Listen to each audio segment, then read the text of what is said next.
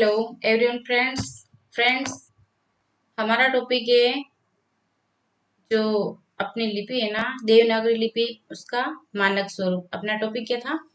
देवनागरी लिपि का मानक स्वरूप। उसके हमने 3 पार्ट किए थे, जिसमें पहले पार्ट में हमने पढ़ा था प्रस्तावना, लिपि का स्वरूप या विकास, लिपि की परिभाषा, लिपि के फायदे और लिपि के गुण। और फ्रेंड्स, आज की हमारी इस वीडियो में आज हम पढ़ेंगे देवनागरी लिपि का विकास, देवनागरी लिपि की विशेषताएं, देवनागरी लिपि के दोष एवं त्रुटियां, देवनागरी लिपि में सुधार और हिंदी भाषा का मानकीकरण। तो फ्रेंड्स, शुरू करते हैं आज का हमारा वीडियो।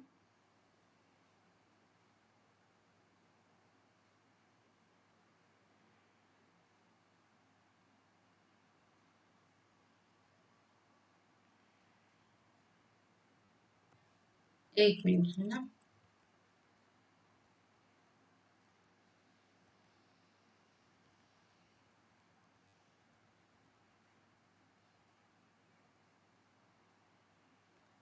तो आज का हमारा पॉइंट है देवनागरी लिपि का विकास। तो हिंदी देवनागरी लिपि में लिखी जाती है। जो अपनी हिंदी भाषा है उसको कौन सी लिपि में लिखते हैं? देवनागरी लिपि में।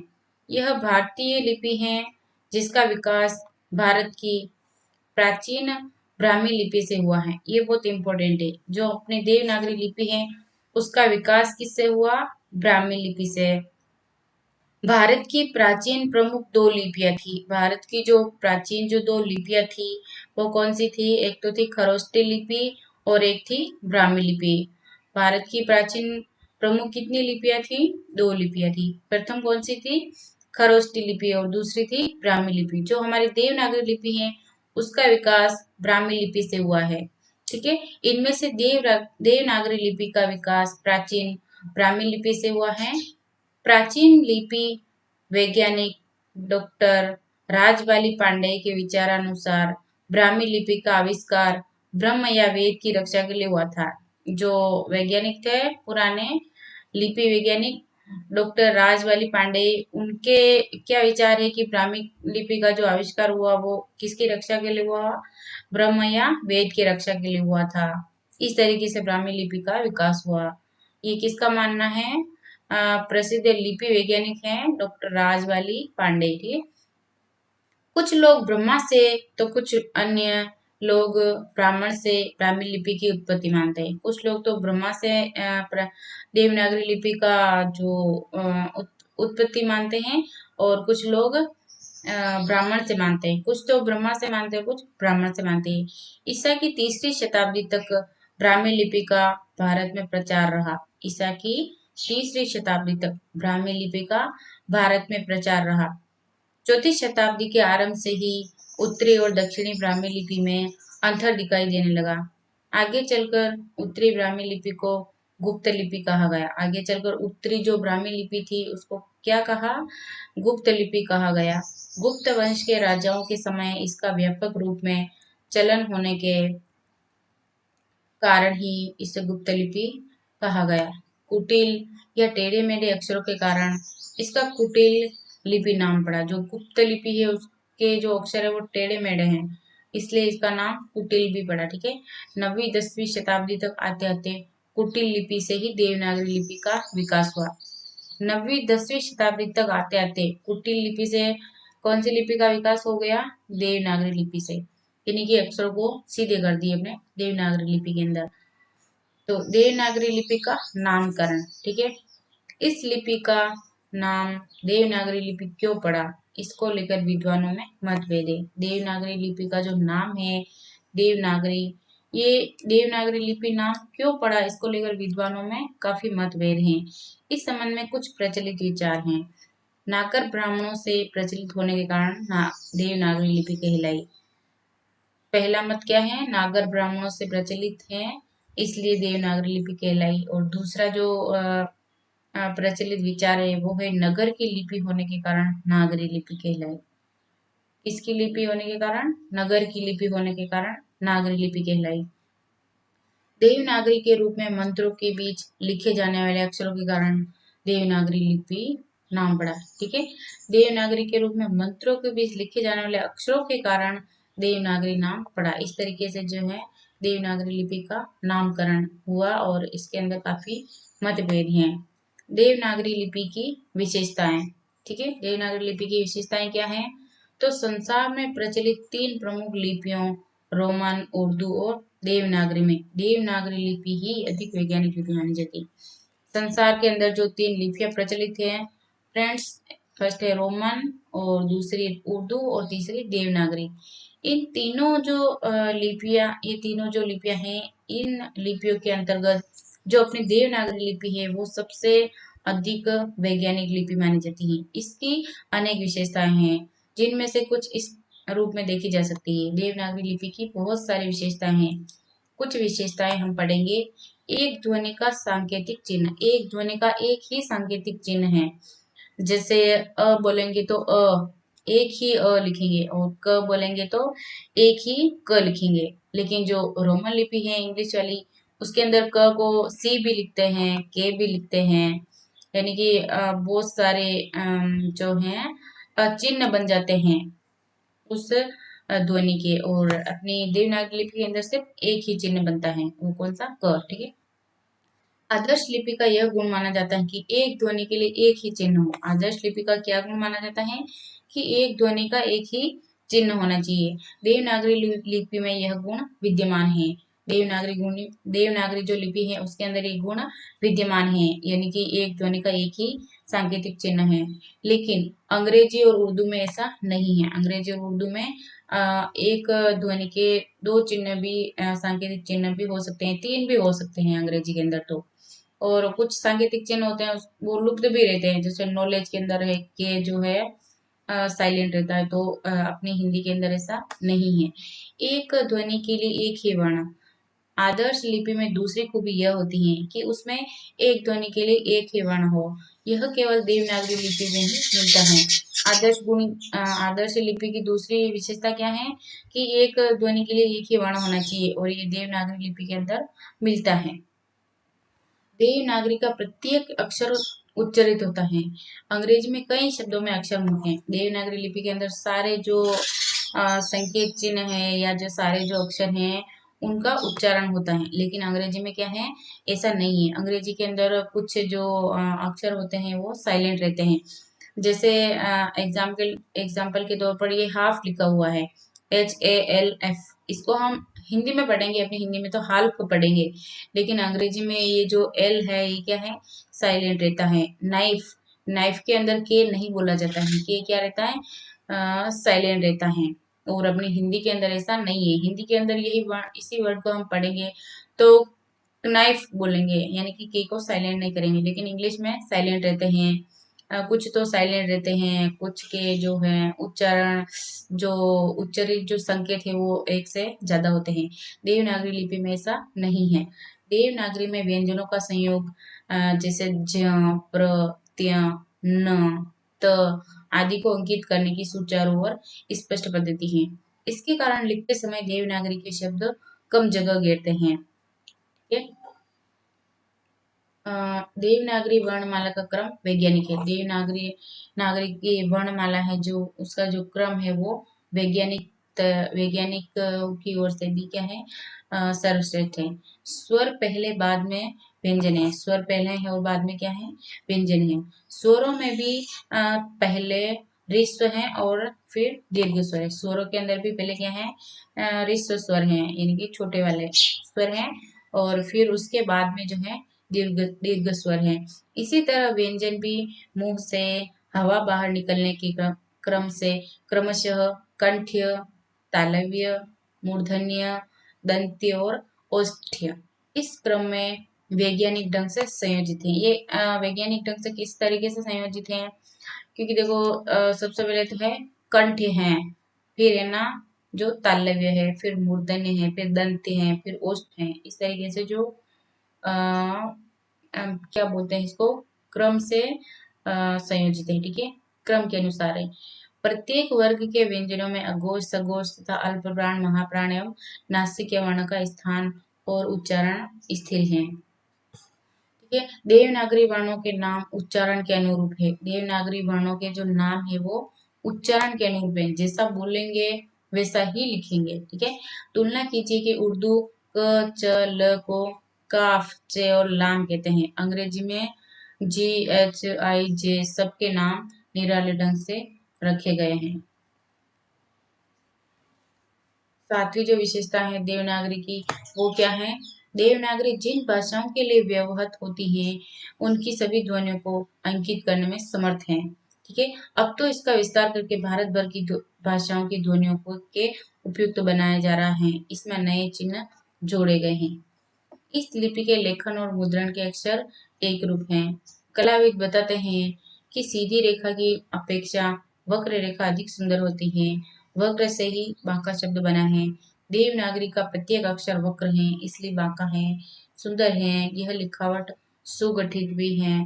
देवनागरी लिपि स्वदेशी लिपि है। उर्दू रोमन लिपि विदेशी है। ठीक है, देवनागरी लिपि का प्रयोग बहुत व्यापक है। देवनागरी लिपि का प्रयोग जो होता है बहुत व्यापक होता है। संस्कृत, नेपाली, हिंदी, मराठी की तो यह एकमात्र लिपि है, परंतु पंजाबी और गुजराती के लिए भी इसका प्रयोग होता रहा है। यह लिपि भारत की अनेक लिपियों के निकट है, इसलिए सबको सुलभ है। इसी से यदि भारत की भाषाओं की एक लिपि हो तो वह देवनागरी ही हो सकती है। ठीक है, भारतीय सभी भाषाओं की अगर एक लिपि हम माने तो वो देवनागरी लिपि ही हो सकती है। देवनागरी लिपि के दोष एवं त्रुटियां। देवनागरी लिपि के अंदर कौन कौन से दोष हैं, कौन कौन सी कमियां हैं, उनको हम पढ़ेंगे। यद्यपि देवनागरी लिपि संसार की अन्य लिपियों की अपेक्षा अधिक पूर्ण, स्पष्ट तथा वैज्ञानिक है, फिर भी अभी तक इसमें कई त्रुटियां दिखलाई पड़ती हैं। वे सभी इस लिपि के दोष कहलाए जाते हैं। उनमें से कुछ प्रमुख दोष इस प्रकार हैं। अक्षरात्मक लिपि। ठीक है, दोषों को पढ़ रहे हैं हम। सबसे पहले दोष है अक्षरात्मक लिपि। अक्षरात्मक लिपि क्या होता है?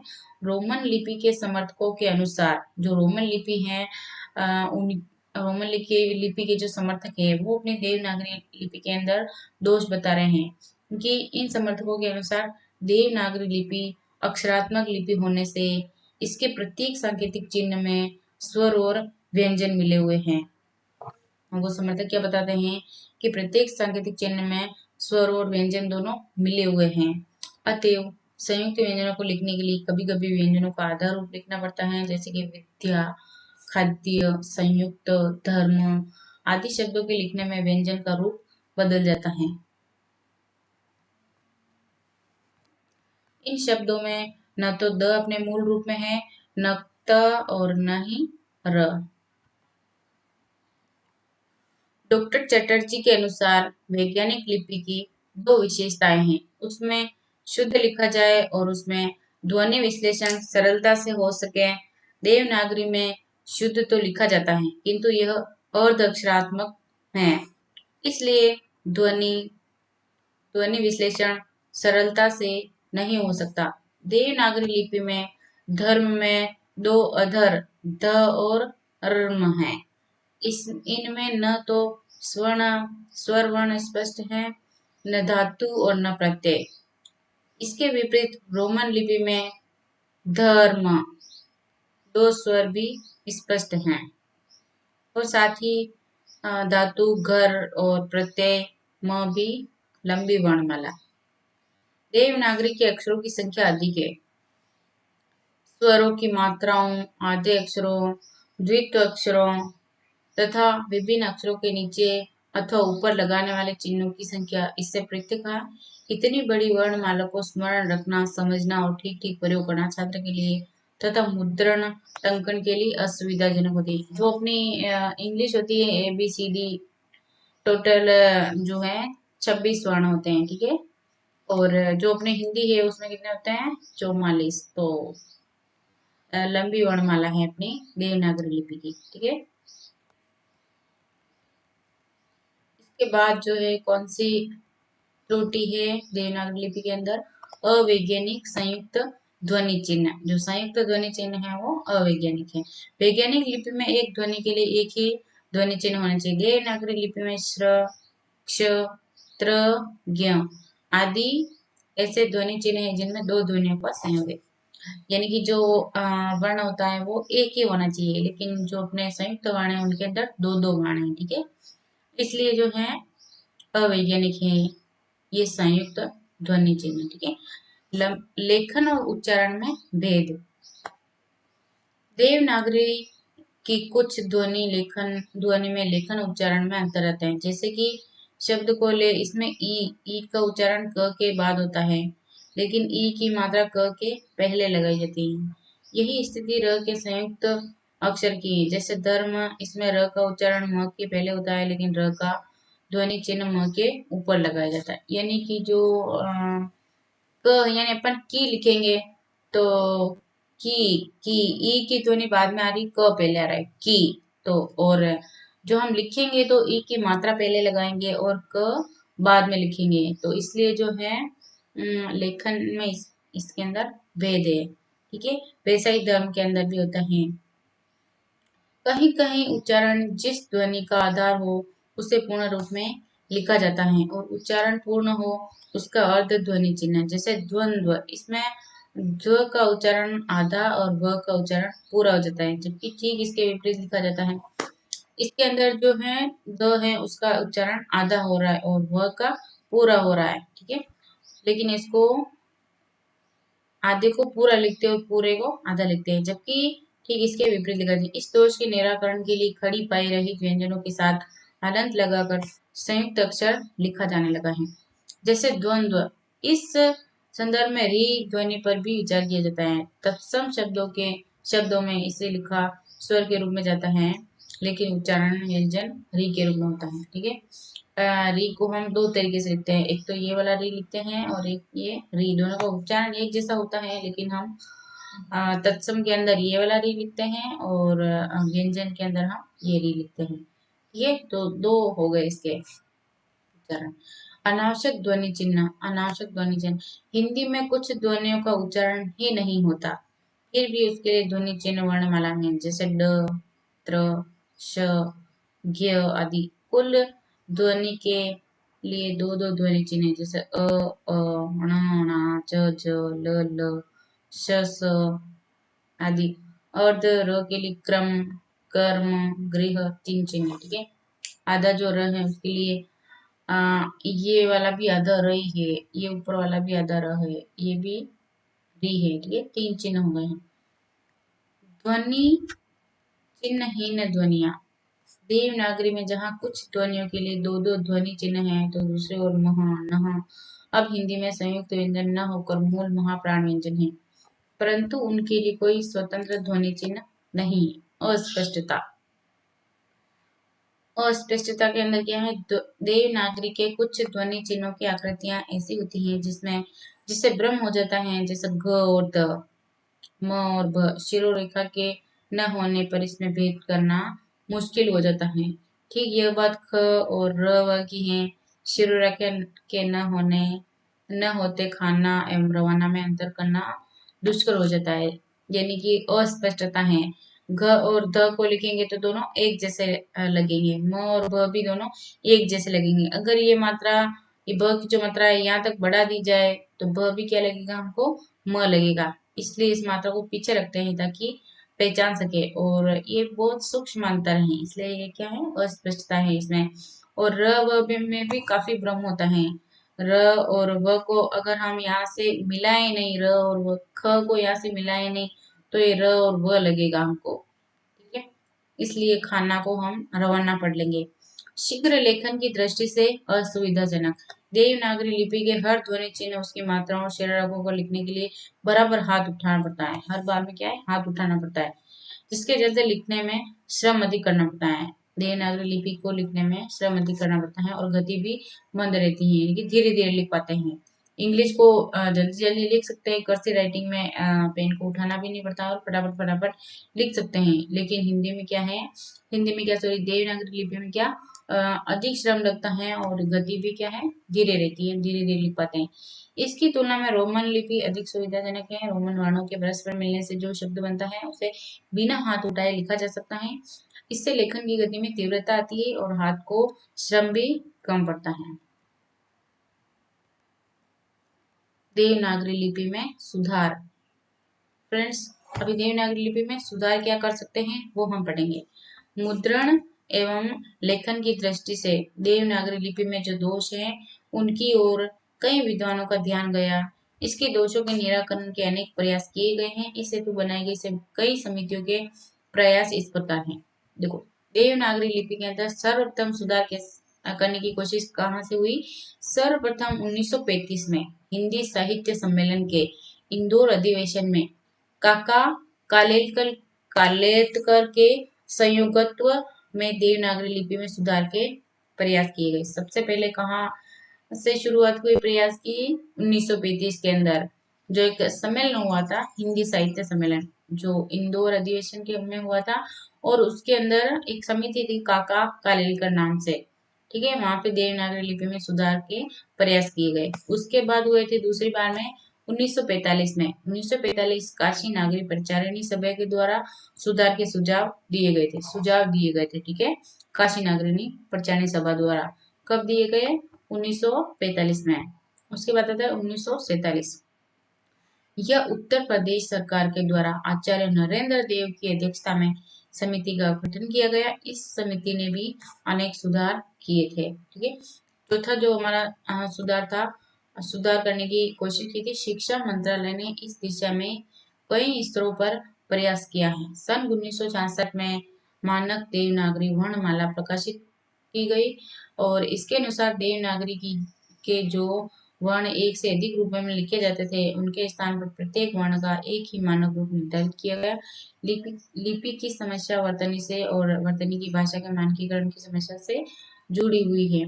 पांचवा प्रयास हुआ, शिक्षा मंत्रालय ने कई भाषाविदों के सहयोग से वर्तमान की विभिन्न समस्याओं पर विचार करने के बाद 1967 में हिंदी वर्तनी का मानकीकरण नामक पुस्तिका प्रकाशित की।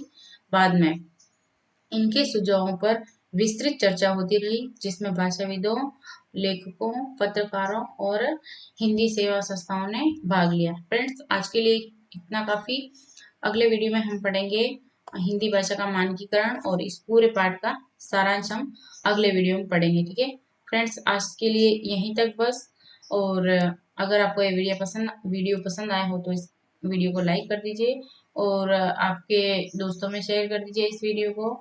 और प्लीज, अगर आपने अभी तक चैनल को सब्सक्राइब नहीं किया है तो प्लीज चैनल को सब्सक्राइब जरूर कर लीजिए। धन्यवाद। सब्सक्राइब करने के लिए फ्रेंड्स, जो आप वीडियो देख रहे हैं उसके अंदर दाईं तरफ कोने में नीचे की तरफ एक रेड बटन आ रहा है, वीडियो के अंदर सब्सक्राइब लिखा हुआ है। आप डायरेक्ट वीडियो में से भी सब्सक्राइब कर सकते हो। उस रेड बटन को क्लिक कीजिए और एक बार और क्लिक कीजिए तो सब्सक्राइब हो जाएगा। धन्यवाद।